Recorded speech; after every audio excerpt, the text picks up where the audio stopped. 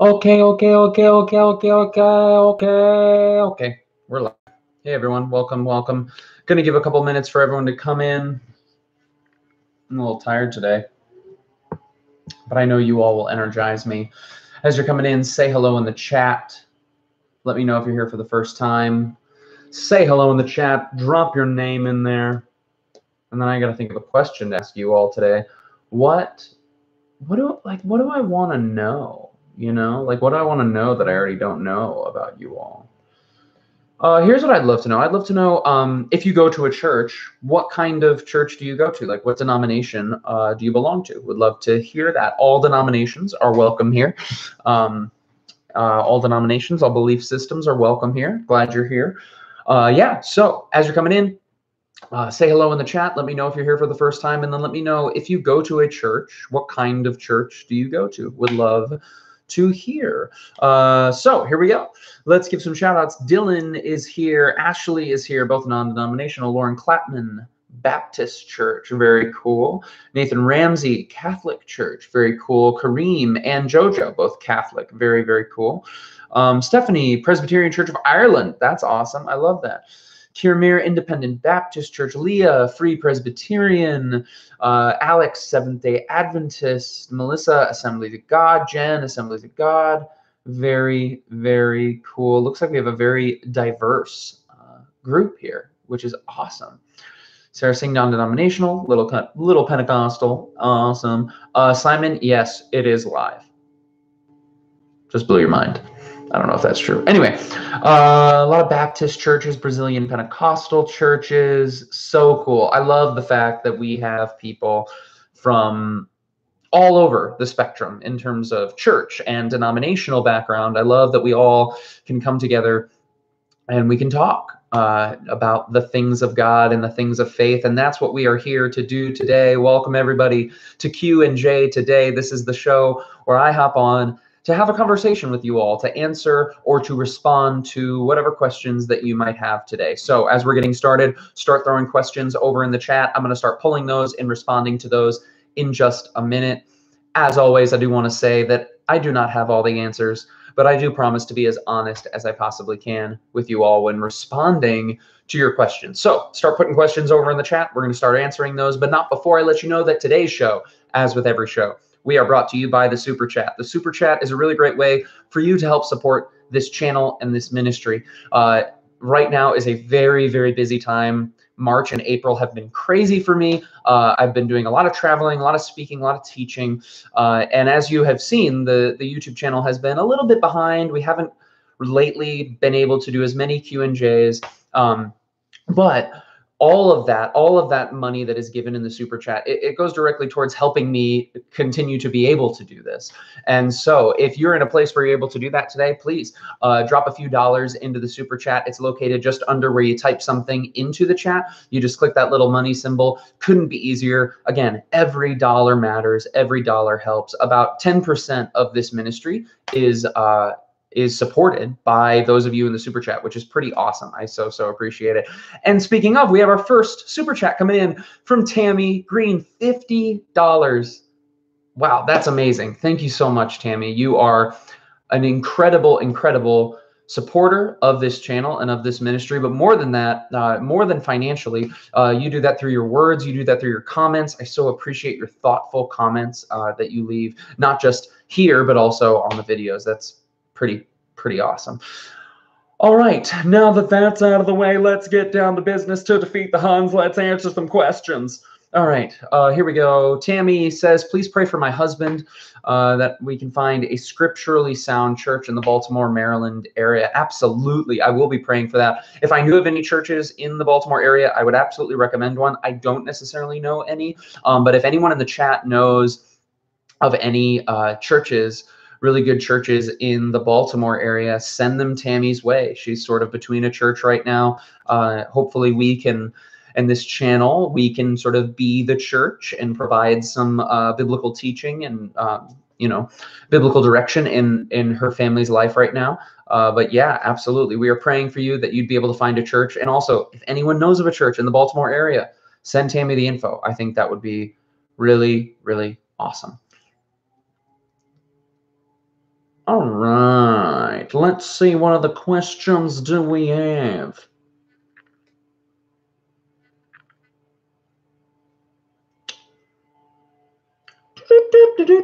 Yeah. Jessica Murray, thank you so much for the super chat. So appreciate it. Hey, John, please pray for me. I have a little situation. Absolutely. We love you. We're praying for you. Whatever that situation is, we know that you know it. We know that God knows it. And we all will be lifting that up. Jessica, thank you for your support. We love you. We love you very much. All right, Kelly Tipton has a question. When you are asked to speak at a church, are you asked questions by the leadership to facilitate your beliefs? What kind of questions do they ask? So you'd be surprised. It doesn't necessarily happen as much as you might think. It's not necessarily that they want to grill me with questions on my theology or anything like that. It's more oftentimes that church leadership just wants to hop on the phone, have a conversation with me. And I think part of that might be because so much of what I believe, you can easily find it through a Google search. So perhaps they have done their due diligence and have looked at my videos and said, yeah, this guy, we feel good about putting him on stage and having him teach our congregation.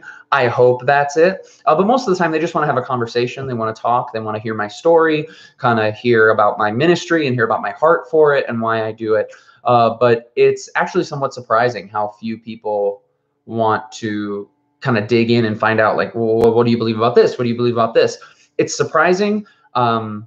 And sometimes a little scary, but also it can be encouraging, because there are, like we talked about earlier, like there's so many people from so many different denominations watching this right now.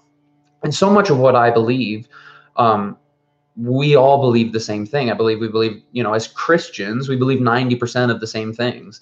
But that like 5 to 10% of these sort of smaller beliefs, these changes from denomination to denomination, I am encouraged by how few churches I have encountered and guest taught at that draw lines in the sand and say, well, John, if you don't believe X about, water baptism or adult baptism versus infant baptism, like if you don't believe the same thing we do on that specific subject, you can't teach on our stage at all, or no one can teach on our stage at all. I actually find it very encouraging that people don't draw lines in the sand in that way, perhaps as often, which is pretty cool.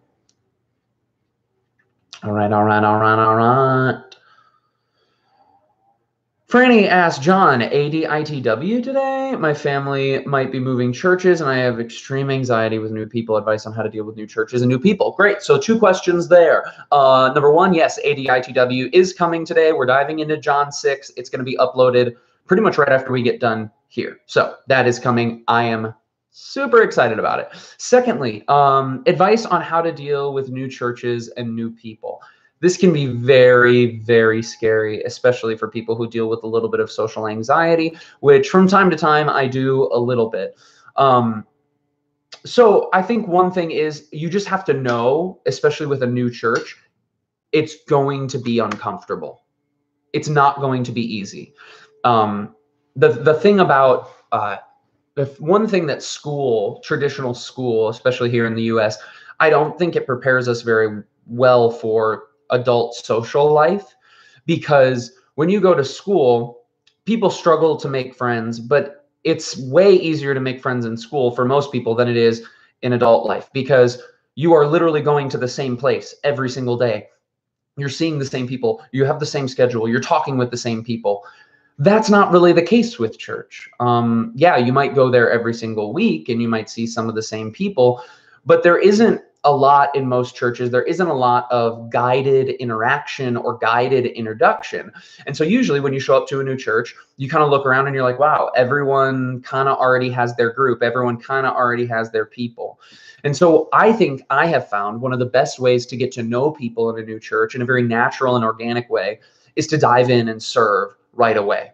Like when you show up, figure out where you can serve, whether it's as a greeter or whether it's in the children's ministry or whatever, and sign up and do it. It's going to be uncomfortable. It's going to be weird. You're not going to know what you're doing. You're not going to feel like you belong. But it is so much easier to connect with people at a church when you show up and you are serving each Sunday, because you're spending more time there. You also are being forced to interact with people because there's people training you. There's people coming in as a greeter or whatever it might be. And so I think that's super, super important. and really will help you get connected, and also for you to sort of begin to personalize the mission of that church as well. So let's see. Chastity Savage, thank you for the super chat. Chastity says, my little brother is 11, is very mentally ill. Chastity, we are praying for you. We're praying for your brother. I'm so sorry to hear that, but we are praying for full healing of your brother's mind. Absolutely. Sarah Singh, thank you so much for the super chat, Sarah. It's good to see you in here. Sarah asks, how did you know you were called to preach? That's a good question. I don't think I ever had a moment where I thought to myself, God has called me to preach. It wasn't necessarily that. It was more and more this discovery that I believe part of God's design for the world and for his relationship with humans is to partner with us in ruling the world, meaning bringing and building his kingdom or God's reign on this earth. I believe God's original intention for human beings was for us to partner with him in doing that work. And one of the best ways that we can do that is by using the gifts and talents and abilities that God has given us. And for me, I learned from a young age that teaching or speaking or creative communication was one of those gifts that God gave me. And so preaching was just a natural aspect of that. It just sort of naturally came out of discovering, okay, part of God's call on all of humanity is for us to partner with him in building and bringing his kingdom, his rule and reign here. This is how God has specifically designed and equipped me to do that.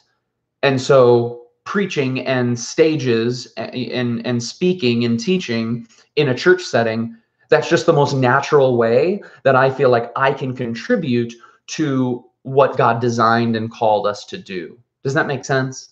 So that's kind of how I feel about it. All right. Always good to see you as well, Joseph. See Joseph. What up? Anyway, what other questions do we got?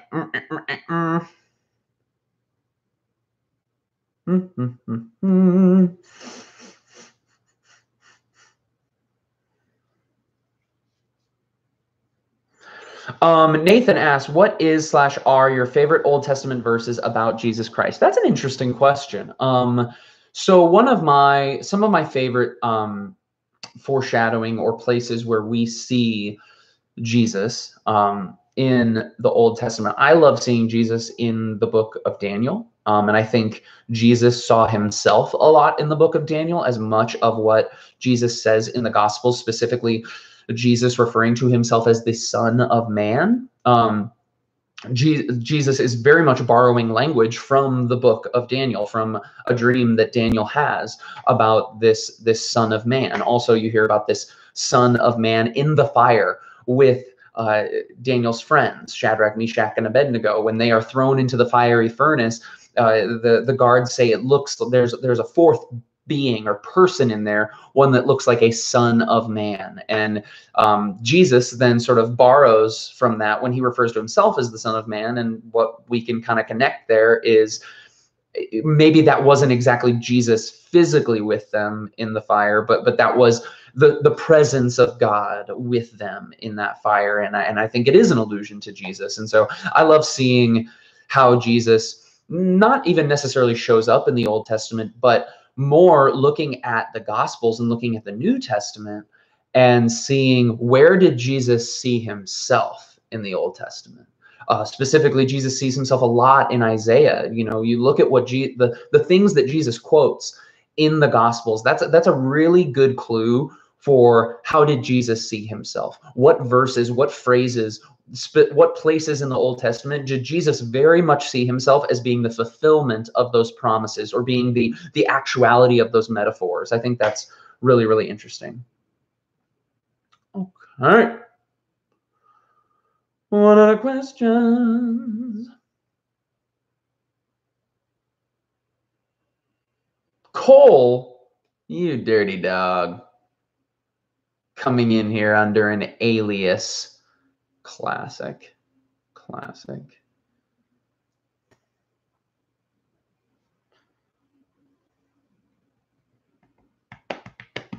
Okay, Tino N asks, where did Jesus ascend to heaven if heaven isn't necessarily some faraway place? Great question, Tino. I'm actually listening to a really great podcast series from the Bible Project guys right now. They did it back in like 2015, but I'm listening to it right now on heaven and earth. And so, yes, good question. So, where did Jesus ascend to? Because we hear about in the New Testament after the resurrection that Jesus ascended to be with the Father. So where did he go if heaven isn't necessarily some far off place? Being this idea that heaven is not necessarily a dwelling in the sky, but actually heaven is the rule and reign of God right here on earth. And it's sort of it's my belief that originally in creation in Genesis, that the way that the Bible Project they describe it is there's human space and there's God space. God space being heaven and human space being earth. And in Genesis, in the Garden of Eden, those two are right on top of one another. They are one and the same thing. They are existing in the same reality. And that obviously was split with the fall in Genesis 3. And part of what Jesus did is he came to reunite those. We see that in the Lord's Prayer when he says, your kingdom come, your will be done on earth as it is in heaven. That's what Jesus was doing. And so, yes, I absolutely believe that heaven is not necessarily this far off place in the clouds, but heaven is actually something that we experience right here in this reality. So where did Jesus go then?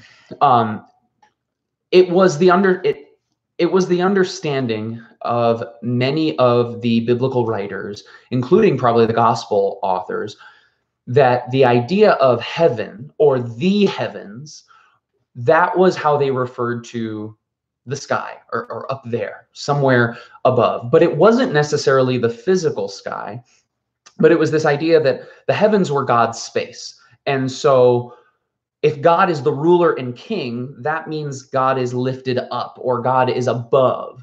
And what is naturally above us? The sky. So to ascend to God means to not necessarily physically go to the sky, but to ascend to heaven, meaning ascend to God's throne, because God is above us. Does that make sense? So where did Jesus go? I believe that Jesus went, as he said, to be seated as the Son of Man at the right hand of the Father, ruling alongside God. And the reason we say that he ascended was because God is, while still present here, he is above us because he is ruling. Does that make sense? I hope it does. Someone tell me in the chat if that makes sense. And if it doesn't, I apologize, and maybe I can clarify that. But yeah, anyway.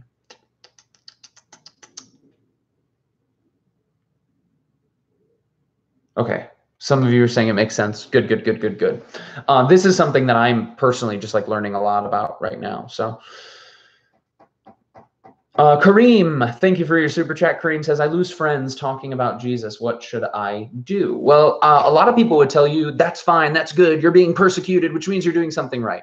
And while I don't think we should necessarily be ashamed, and I don't think you should necessarily hide your faith, I also think that there's something to be said with maybe perhaps to look inward and ask yourself, okay, is there anything that I'm doing, or is there a certain way that I'm communicating this that is actually driving people away? Because I believe what we see from Jesus in the Gospels is that the way that he presented himself and the way that he presented the truth of who he was, while it was extremely controversial, it was still at the same time extremely attractive. Jesus spoke to ginormous crowds and got a huge following. And so while there was something controversial about it and he made a lot of people angry, there was also something incredibly attractive about it. And so to say that, oh, you're talking about Jesus and people are running away, well, that's just because, the world hated him first, so it's going to hate you. I think that's part of it, but also I think it would behoove all of us to look inward in those circumstances and say, is there any way that I am not portraying the truth of Jesus or talking about my faith in a kind and humble way? First Peter talks about always be prepared to give a reason for the hope you have, but do it in a humble and gentle way. Is there a way that you're presenting your faith where it's not humble, or it's not humble? So, all right, friends, that is all the time I have for today. Thank you so much to everyone who asked questions. These were some fun questions today. I hope my answers or my responses were somewhat helpful. But yeah, I love you all. Pray for me. I'm feeling real tired this week. Oh, getting back into the flow of things after our trip has been a little tough. And like I said, this is just a really busy season for me right now. And I honestly miss YouTube. Like, I honestly miss being able to get up and fully devote myself to this. So if y'all could pray for me, that would be awesome. All right, friends, I love you all. Keep being awesome. Bye-bye.